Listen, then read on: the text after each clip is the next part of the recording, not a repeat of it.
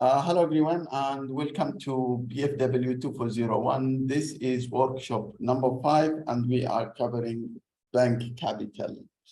Now, and this bank capital, before I start, since we have next week a test, so I brought it in my agenda. I want to talk about it, and then we will run the workshop. Now, for the workshop, as I mentioned, some of them, I will run most of it in the pool everywhere. So you can retrieve it from some of the questions are important, not included in the workshop, but will be shared a little bit in the pool everywhere questions. So if you are attending this tutorial, that's fine, workshop, that's fine. You can retrieve it from your history and pool everywhere. Otherwise, you can always look at the recording. Now, let me go to the agenda. So this is the test. This is what I think I will have. Around 7 questions, MSQ. All this is 25 MSQs. So there are 25 MSQs.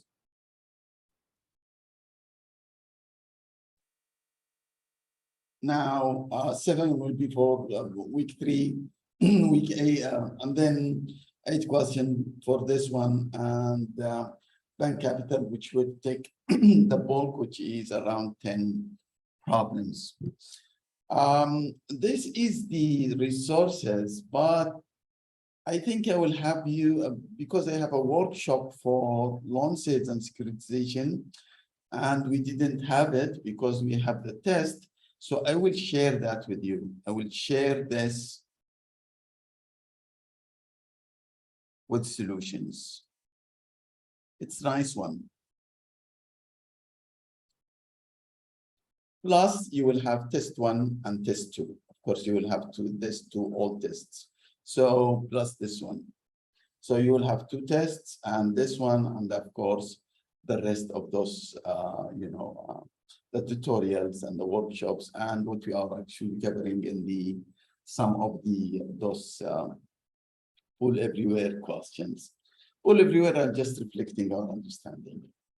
Now, having said that, if you have any question, please tell me now, or about the test, or I can continue. Can I continue? Is there any question about the test?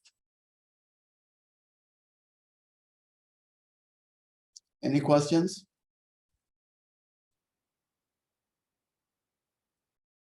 Are you listening to me? Just say maybe not now. Or maybe silence means you have no questions. Let me assume that. Okay. So I'll just move. No questions. Okay, thank you. I mean, no question maybe for now. Michelle is saying all good. Okay, no question now. Okay. So this is the part 2, which is analysis of bank capital. And I think I have, me and Obian, I think have explained this in the tutorial. But I'll just come back to it a little bit because I want to talk, the whole thing about this bank capital is to decide on the target capital. And the target capital is a capital that will buffer our risk as a bank, our specific bank. And this is actually the target capital is coming from the private perspective. Please write this. Private perspective means bank management. Now we have another requirement, which is the regulators. Regulators will talk about it in week 11, but the target capital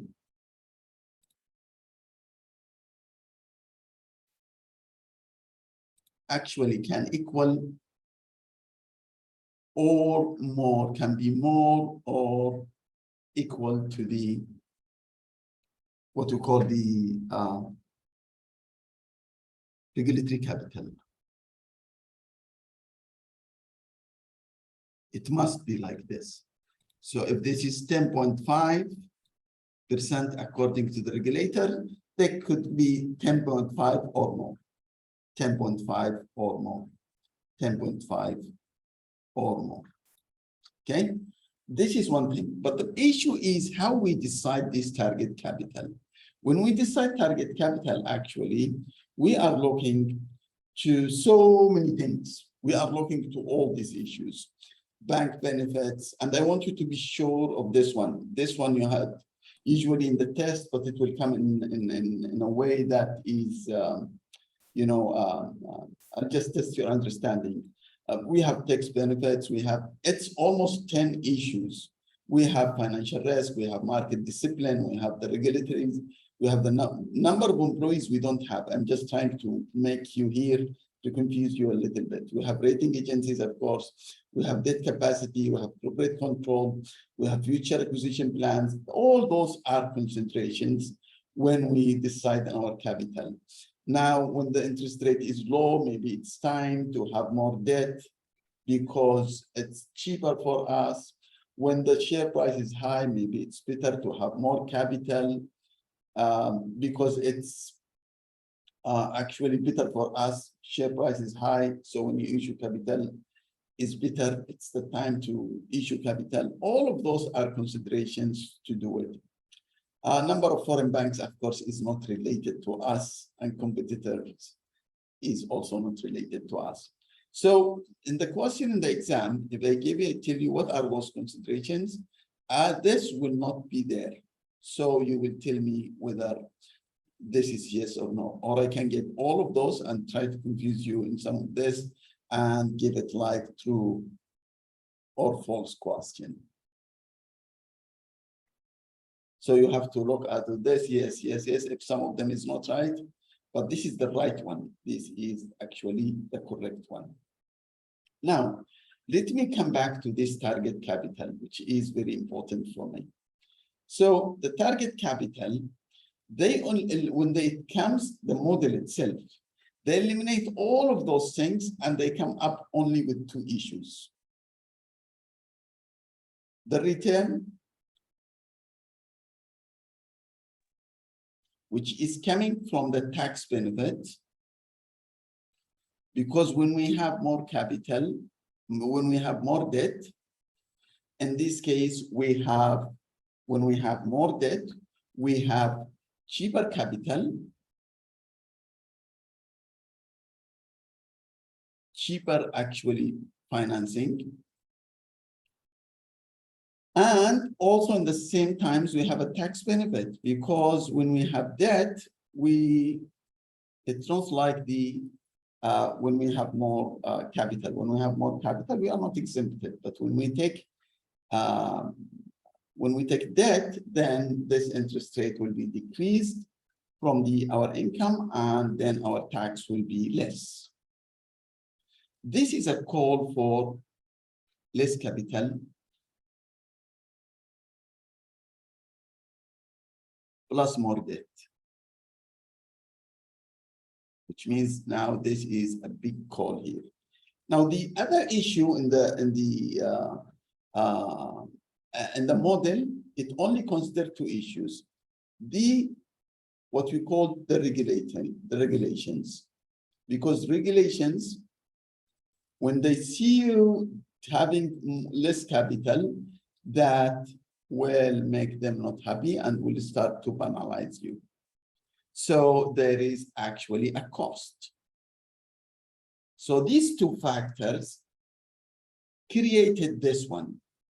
So this one, for example, this linear one, don't consider, just take this one, the value of the bank is the value of the benefit until here, plus the tax benefit, the initial value, plus the tax benefit.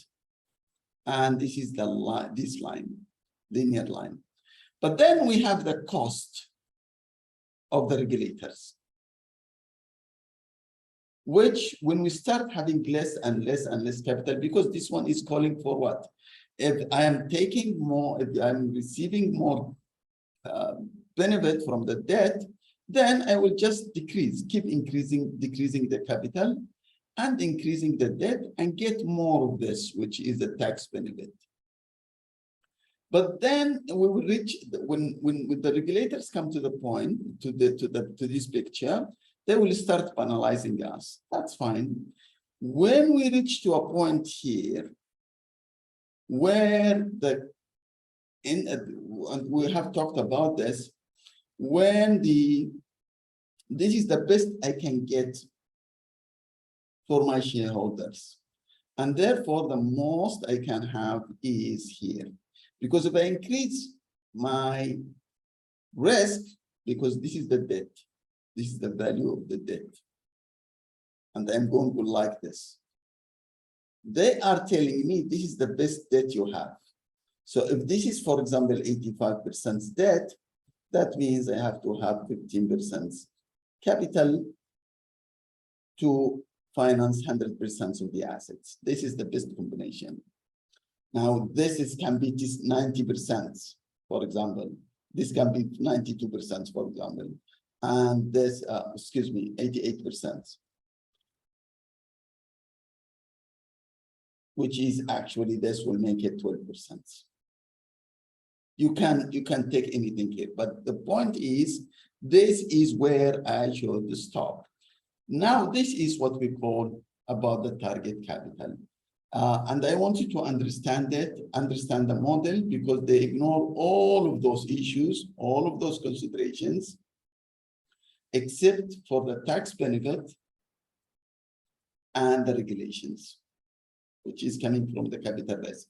So this model is only dealing with this issue. They didn't deal with any other issue.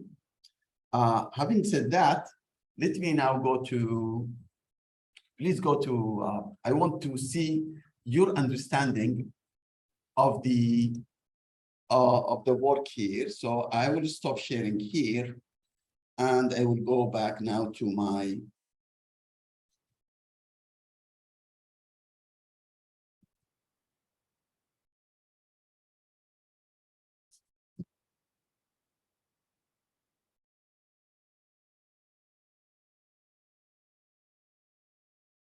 I will go back now to my questions.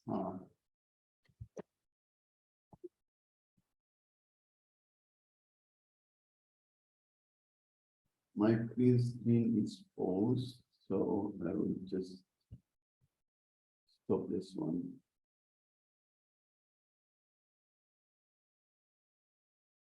Stop sharing. I don't know why my screen is not moving.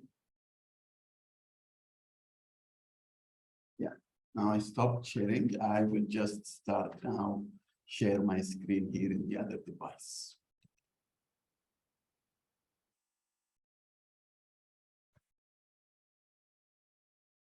Now, please download I already sent you the solution. Download the solution and let's start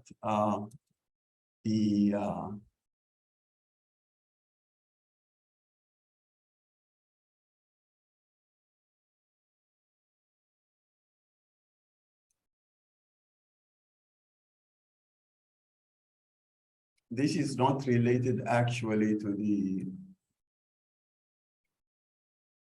and I want you all to log in and start participating. I want to see your understanding here. So I will play now and see how you are doing. Now, the first question is equity capital definition. Do you understand what the equity capital definition? Does it include the following? Is this the definition, the net worth of the enterprise? The difference between the book value of the assets and the book value of liabilities? All of this. Please participate. Remember the golden rule. And the golden rule is, yes. Now, the people who take the 11% or the 5% still right. The net worth is difference between, the net worth means the difference between the assets and liabilities. So actually, whether you are talking about the net worth or this one, you are talking about the same issue. So we said all of the above. So it's the difference between the book value and sometimes we call it the net worth. So the two answers are okay and the 84% are correct. That doesn't mean the 11% is not correct or the 5% is not correct. It's just all of the above. Please read everything together. Now let's go to question number 2. The main component of equity capital is, what are those main components? If you are, especially if you are accountant, are those all of this, or is it part of it?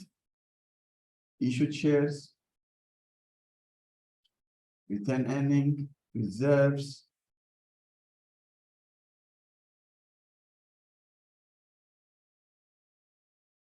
I love this, 96%. Now, retained earning, for the 4% who said retained earning is part of it. This is maybe from accounting, but we have to use it here. So it is the issued shares, it's the reserve, it's the retained earning. There are some other things, which is additional paid-in capital and all those issues. But in our, here we talk about, if you look at the slides, you will see it clearly. If you will see it clearly, and it is actually in the slides. Now, number 3, let me see. Equity capital is part of tier 1 capital. We have tier 1 and tier 2, and tier 1 is better than tier 2 in terms of quality. Is this right or wrong?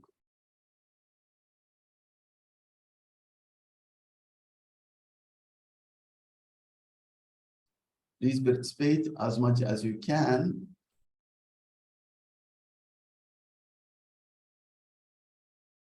And 24 students are saying 83. So yeah, this is a very important issue, and I respect what the 17% choose. But when we talk about capital, you have to go also to the slides. And the slide is saying the capital is tier 1 and tier 2. And tier 1 is equity capital is part of it. And if you want to look at it, actually, you can look at the slides. And I want to show you even the slides here. You will find it here, for example, when we talk about tier 1 and tier 2. This is tier 1 and this is tier 2. As you can see, ordinary equity capital is here. Even here, when we explain it, when we talk about tier 1 capital, ordinary shares or equity. And when we talk about regulatory capital, so the here the tier 1 capital, which is this one. Tier 1 capital is actually this one. And if you want to look at all of it, you can look at it. All of it is here very clear. So please take care of that when you do. Okay, now let me just continue.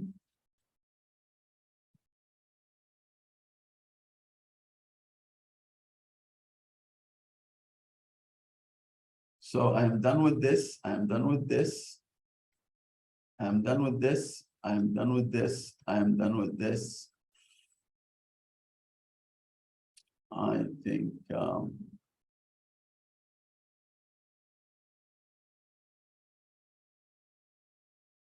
I'm done with this. Equity capital is part of tier 1 capital. The answer is yes or no. We just said it's part of tier 1 capital, and the answer is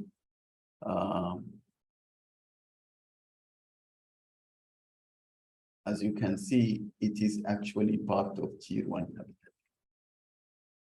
Okay, now let's go to next question. Tier 1 has more essential characteristics than tier 2. Is that right? Because those questions, I want you to look at them when you retrieve for test 2, because you may have some of those questions. Tier 1 is better than tier 2. This is what I'm trying to say here. Is that right? Yes. Tier 1 is stronger for the regulators because they can access it. Tier 2 is other type of capital, but less quality. And this is why we call it 2. 1 is better than 2, you know, just understand it. It has more essential. And also it is in the slides. Now, let me go to the next question. This is very important because, and this is always comes in the test maybe. We have cumulative preference shares. Now, our best capital is the capital that we don't circuit. Cumulative preference shares is if I don't pay you this year, it's like a debt. I pay you next year. So if it is 6%, I don't pay you this year, I pay you next year 12%. Then if next year I don't pay you, I pay you the third year 18%. But non-cumulative preference shares, if I don't pay you this year, that's it. Next year we'll start from zero, which make it actually like the shareholders, the normal common shares, which is higher, stronger. So we put cumulative and tier 2, and the non-cumulative, we put it in tier 1, which is better for us. So the question here, cumulative preference shares are more accessible or no? Is this right or wrong?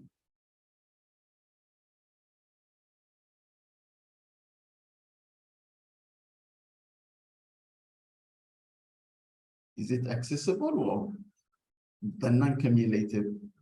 Because we say tier 2, tier 1 is more accumulative, and this is tier 2. Let's see.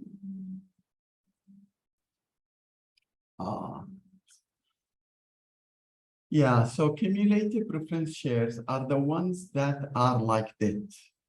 And when they are like debt, which means we have to service them. Yes, if we don't pay them dividends this year, we have to pay them dividends next year, which make them less quality. This is why we say cumulative. We cumulative there. But the non-cumulative, which is tier 1, if I don't pay you this year, next year I will not pay you the forwarding one. I will just start from zero. If I don't pay you next year, that's okay. If I don't pay you the third year, that's okay.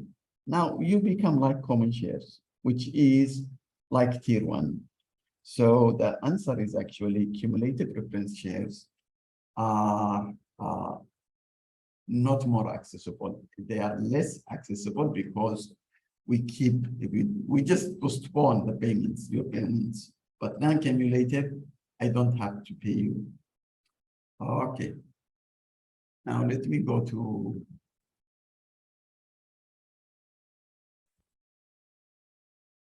cumulative preference shares are tier 1 capital.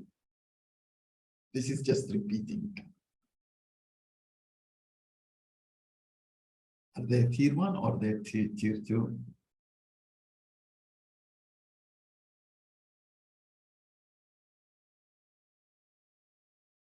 You have one cumulative and non-cumulative. And then the non-cumulative is the best one. So the answer is, I think we have a problem here. So let me say it just easily and write it. Cumulative preference shares is tier 2. Non-cumulative is tier 1. Add one note. Non-cumulative is more accessible.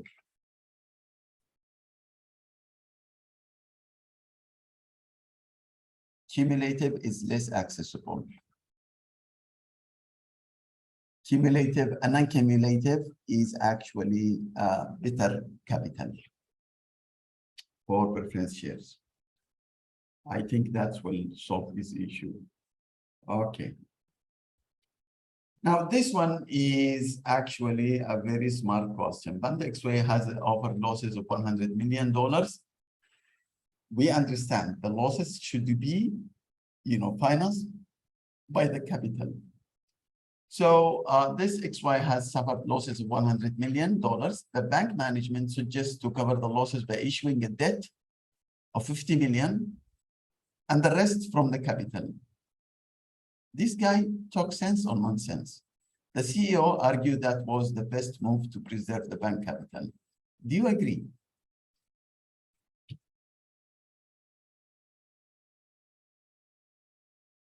This guy wants to finance the losses by borrowing.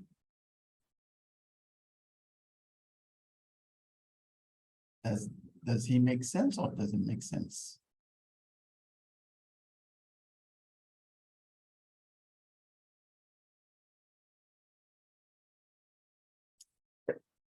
This is very smart question, which 62% get it. Now, 38% capital is to buffer losses. You cannot borrow money. You borrow money only to finance assets. But you don't, in banks, we don't borrow money to finance losses. We finance assets. Only the capital that will buffer losses. You have to understand this point. So I cannot borrow money to buffer losses. People who give me money, they expect me to finance assets. Losses is losses, it's gone, money. So how can I borrow to finance losses? This doesn't make sense. So you don't agree with this one. Capital is the one that is designed to buffer the losses and absorb the losses. If you don't have enough capital to buffer the losses, you are bankrupt. That's easy as like this. There is no issue. Okay. Okay. Bank A has getting great. This I don't know whether you can get it, but let me show you this one. Hopefully, look, my friends, this is when we talk about the capital. This is the ratios. Gearing ratio, when it is high, this is less capitalized.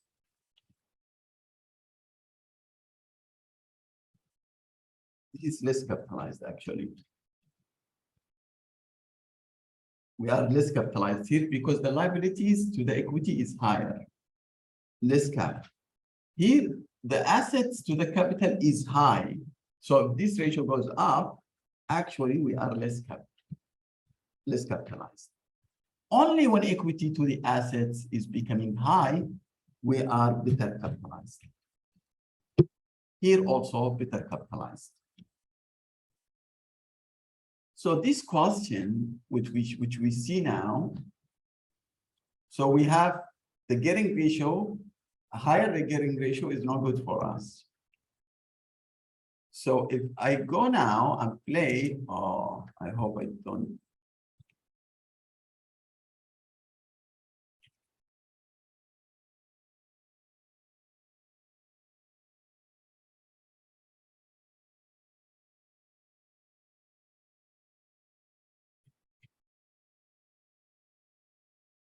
I think we have done this.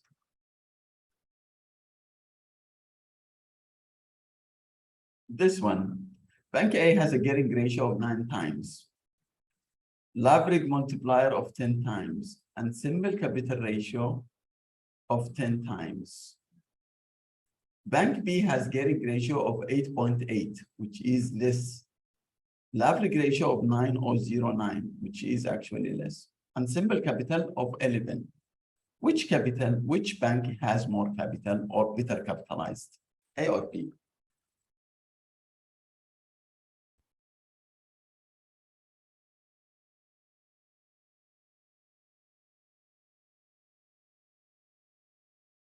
I don't like to see higher gearing ratio. I don't like to see higher leverage multiplier. I want to see a simple capital ratio to be higher. So in this case, Bank B, yes. Bank B is only better in the simple capital ratio. No, he's better in everything because he has leverage and less gearing ratio, which I want them always to be less. And he has also higher capital ratio. So actually, this is a little bit smart question, but retrieve it in the recording. Bank B is better in all the ratios, Now, gearing ratio, higher gearing ratio, that doesn't mean it's good. Higher leverage ratio doesn't mean you are better capitalized. Higher gearing ratio doesn't mean you are better capitalized. You are less capitalized. Your liability to your equity is high. Your asset to your equity is high. But in the simple capital ratio, your capital to the asset is higher. which is better. Okay. Now, free question. Does this exercise help you? You just choose anything now. Very fast. At least I know.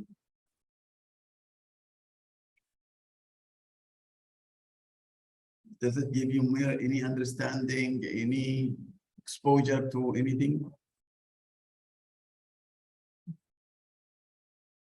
Okay. Oh, thank you.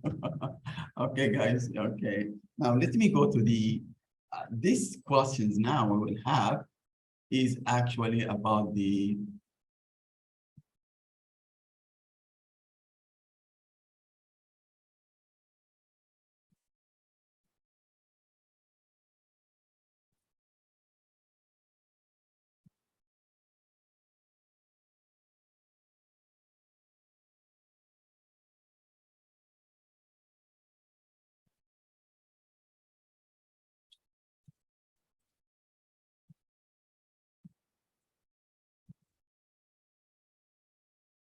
now the next one is actually three false questions. I don't know, but this one is also, I will see that how much we can go on it. Please go fast on it. If we don't reach to the, because the solution is there for the workshop. The theoretical model to select, you remember when we talked about the theoretical model when we started, which is, the tax benefits and also the regulatory compliance cost. So this say the theoretical model to select target capital takes into account tax effects and the regulatory compliance cost and ignore capital risk and market discipline. Is that correct?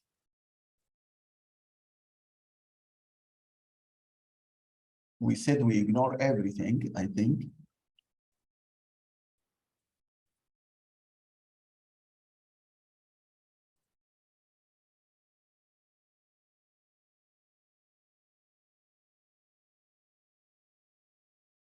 Please participate. Oh, there is a question here. The question, sir, hi, sir, please correct me if I am wrong, but leverage multiplier and gearing ratio the same. Leverage multiplier,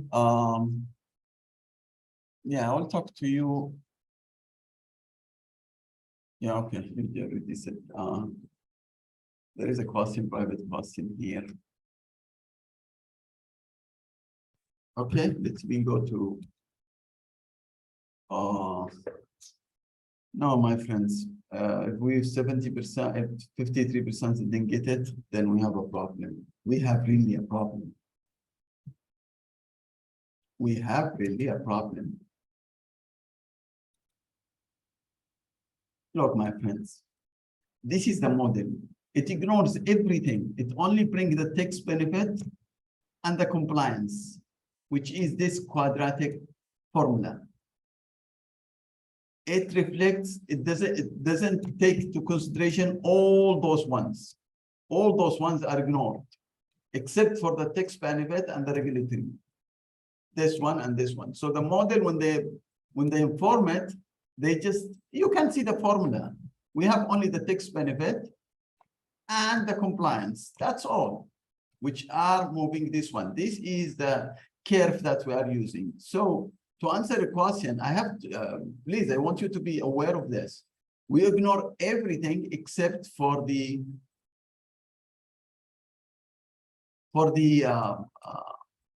what you call the tax benefit and the compliance. So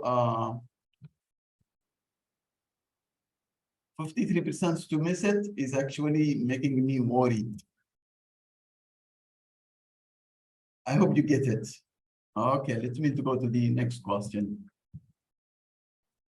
Play anyway. I want to see, did you understand it? Again.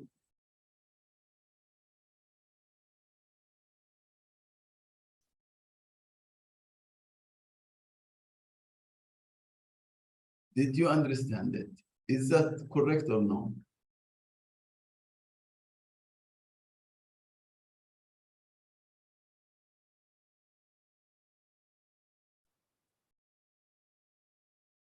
Okay, thank you. Yeah, okay, let's go. Now I get you. You are with me now, I am sure. Yeah. Which of the following is not correct? Did we take rating agencies to the picture? This is about rating agencies. Do we pay them? I'm talking about which one is not right.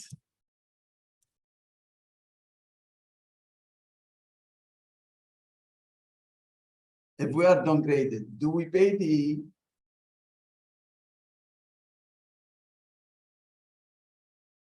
bank rating agencies? No, no. I understand if you are not actually 46% get it right. Bank pays rating agencies for any downgrading. No, we don't pay them. Actually, we will just, they will announce that we are risky and the market will punish us. So in selecting target capital, bank take into consideration, this is correct. It's not non-correct. I'm asking for which one is not correct. We take into consideration, excuse me, we take into consideration the agency's response. We also all of the listed option, or the listed option, okay, is just this one is not correct. C is not correct. We don't pay rating agencies. Maybe this is new information for you, and I understand that, but we don't pay rating agencies for that. We pay them for doing the work for us, but not for downgrading. We are downgraded, they don't pay, we don't pay them. Okay. Corporate control calls for more capital. You remember that? If I do, this is one of the tutorial questions. If I want to take control of the company by debtors and shareholders, do I need more capital or less capital? So is this a call for more capital or less capital?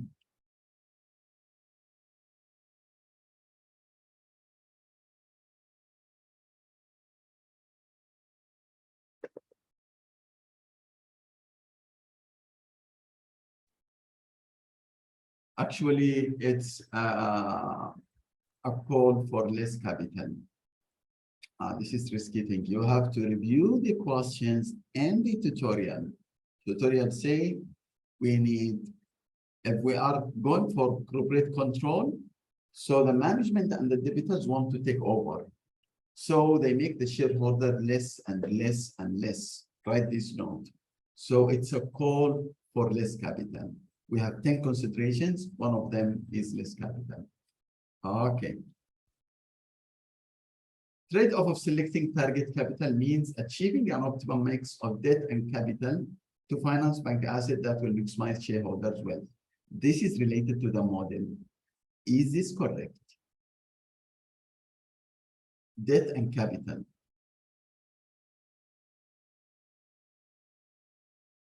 And we said that debt can be 85%, 82%, whatever. You remember? And we'll choose this quadratic. It's related to the model. So we take the best capital. We take the best debt, and the rest should be 89%. I'm happy now. I mean, happier than last time. But actually, coming back to the model, and this is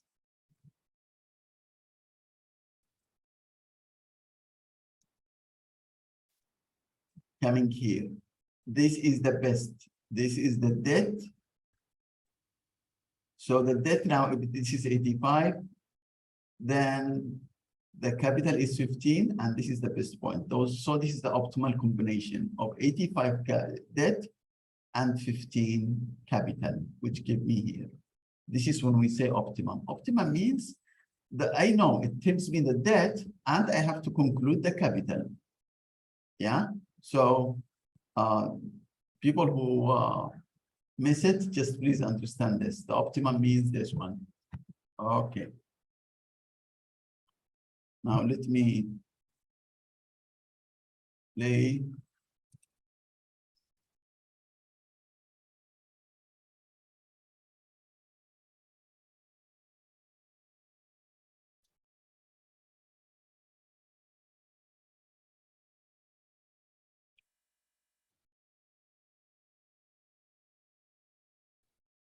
Okay, a trade-off of selecting target capital means achieving optimum. Yes, this is, we just finished it. And 89% get it, which is correct. This is the optimum. Now let's go to the next question. I don't know whether you can get this one or no, but this was actually a multiple choice question last time, and you can see it in the odd tests. So if you have a bank capital of 100 and you follow 50%, so you make 100 million, 50%, this is related to the ICGR. So you make 50% profit, which dividends, which means the return earning is 50%, which is 50 million. If the bank depends completely on internal capital and has an asset of 10 billion and target capital of 10%, beginning of the year, the bank can increase its asset by how much? By 500 million.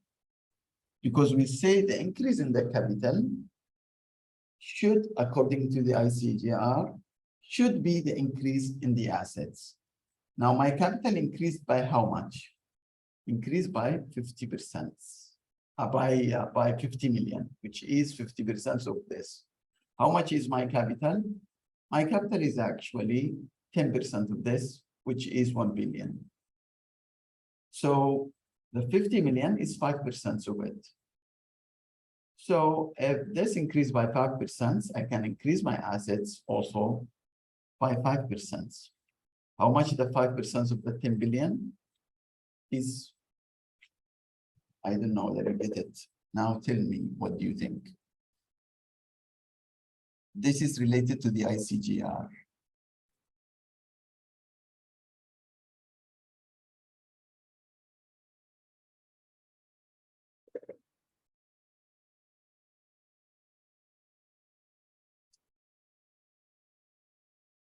See how much your capital increased, and you should increase your assets by the same.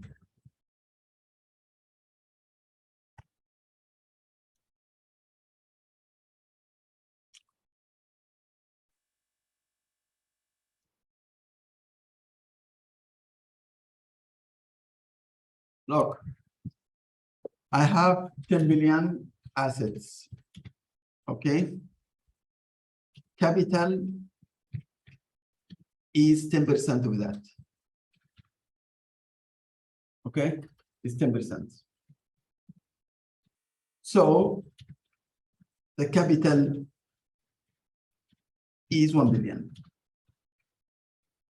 Agree. This 1 billion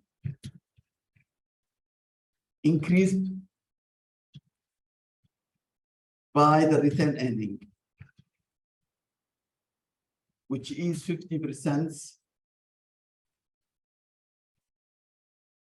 50% of the profit, right?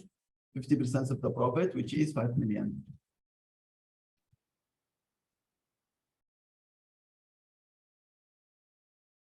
Now, capital actually increased by 5%, which is the 50 million. So increase your asset by 5%.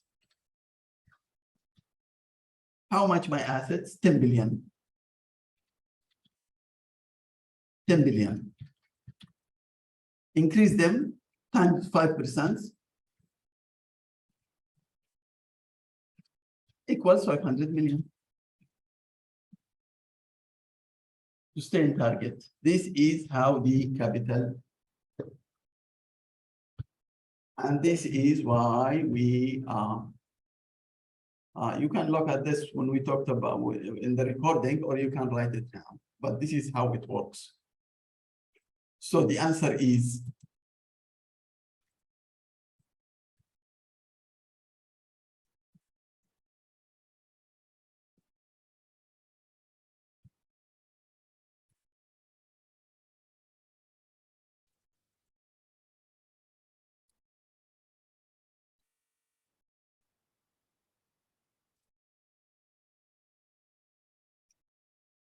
Let me see whether you get it or no.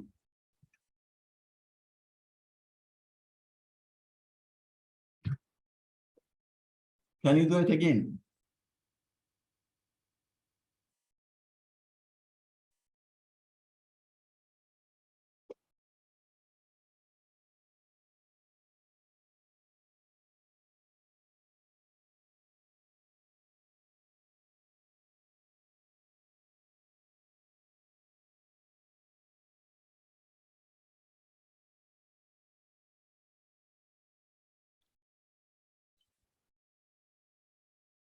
Oh my God.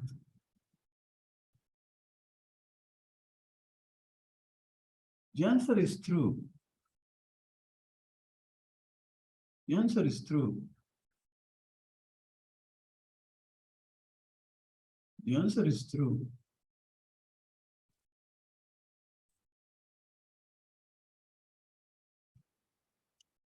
The answer is true. The answer is true. 1 billion increased by retained earning, which is 50%, 5 million. This is, excuse me, 1 billion increased by the retained earning, which is 50%, 50 million. Okay. Now the 50 million after 1 billion, which is the capital, is actually 5%. ICGR, which is telling me it's a passive method. Increase your capital, increase your assets by the increase of your capital.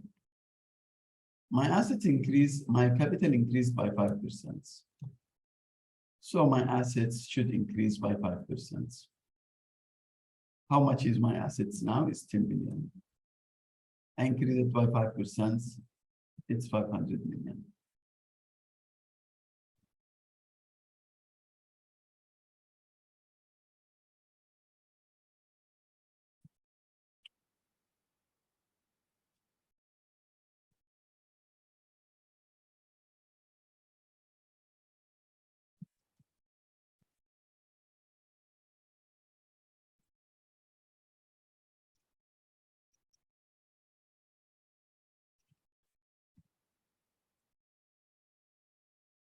I'm not leaving you until you give me the answer here.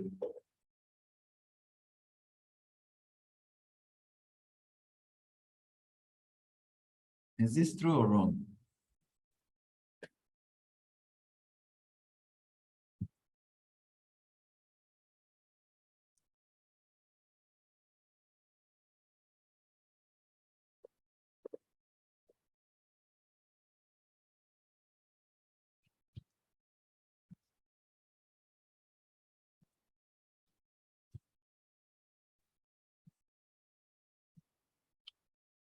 Yeah, 90% get it now.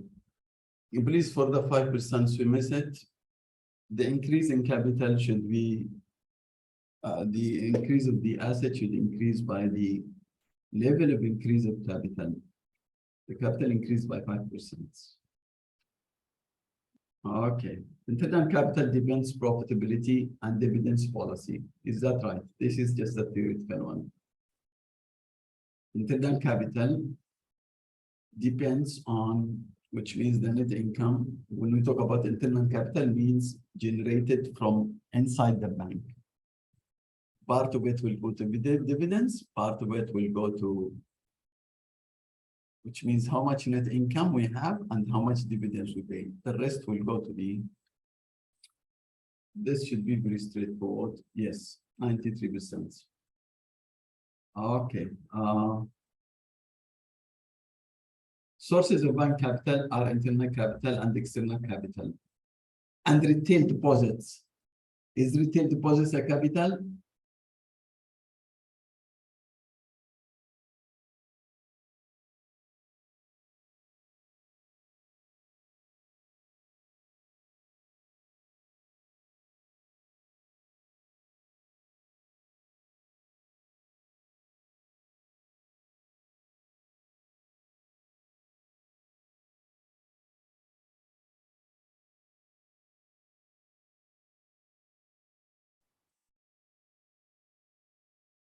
67% get it. Retail deposits is not capital.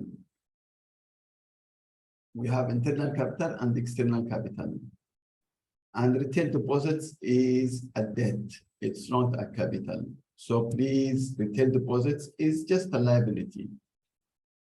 Our capital is either the internal coming from the retained earning or external coming from issuing new shares or preference shares or hybrid securities.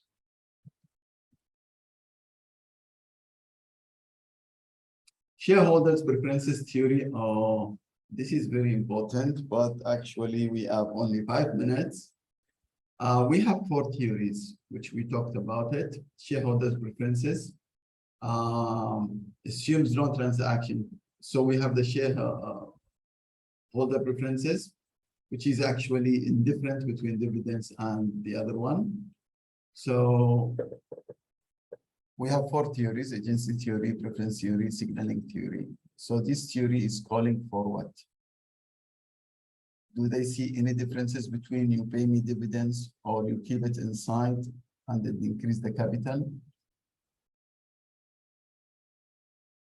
And this based on they assume no transaction cost and no taxes. So the answer is right. You can look at the preferences. We have 4 theories. And I want you to be aware for the next test for them. Shareholders preferences theory calls for more dividends payout. Are they indifferent or are they calling? Shareholders preferences theory.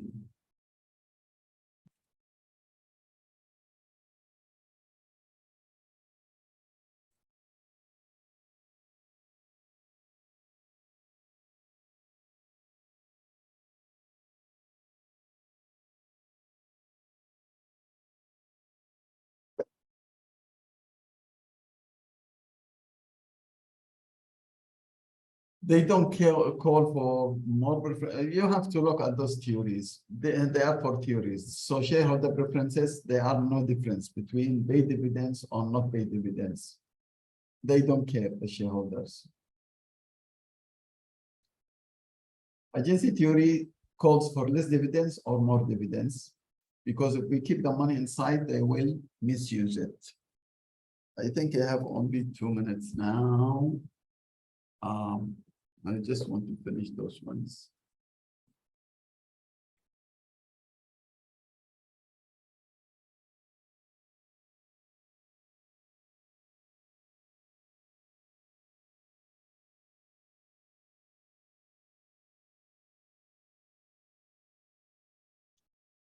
Then I don't think you are aware of the theories, but the theories here, agency theory is actually dividends for calling for less dividends, for more dividends.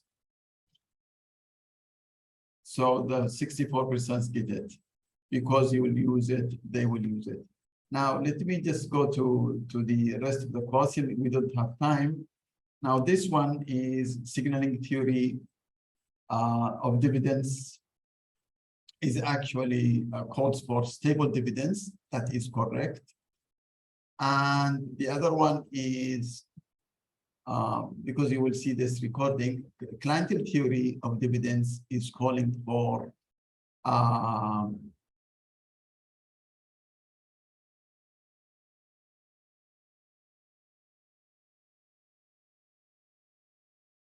there is no difference. No, there is a difference in this theory. This clientele theory, they will always call for more dividends. And then I'm board member, Bank A has strongly, I will call for 0 dividends. Can this be okay if you call for 0 dividends because you think the shareholders will be happy about it in the future? The answer is this guy is not true because they have to consider those theories. If you don't pay and your shareholders are one of those theories, for example, agency theory or clientele theory or signaling theory, you will just, you harm the bank. Now this one, there are 7 theories. No, there are only 4 theories. So the question is, it's not true, false. And the last one, does this exercise help you? I don't know because I didn't actually finish it. But yes or no can be correct answers, of course. Now, to conclude today, this is the workshop. Now, the workshop is actually with the solutions. I want you to look at those questions. They are very clear. We discuss it here, and we discuss it in the tutorial, and the solution is there. If you have any question, ask me. But there are not too many questions. 3 questions for the, I add for the, what we call the securitization, since we didn't finish it, but I will give you another one. And the rest of the question is actually very straightforward and clear, and the solution with you. If you have any question, then ask me, but please just consider them as more questions, and actually we cover most of it here. Now I am done here, and I will just leave it. Thank you very much, and you can leave now. I'm sorry, most of you now have classes, and I think I choose to cover this today. Thank you very much, and have a good day. Please look at.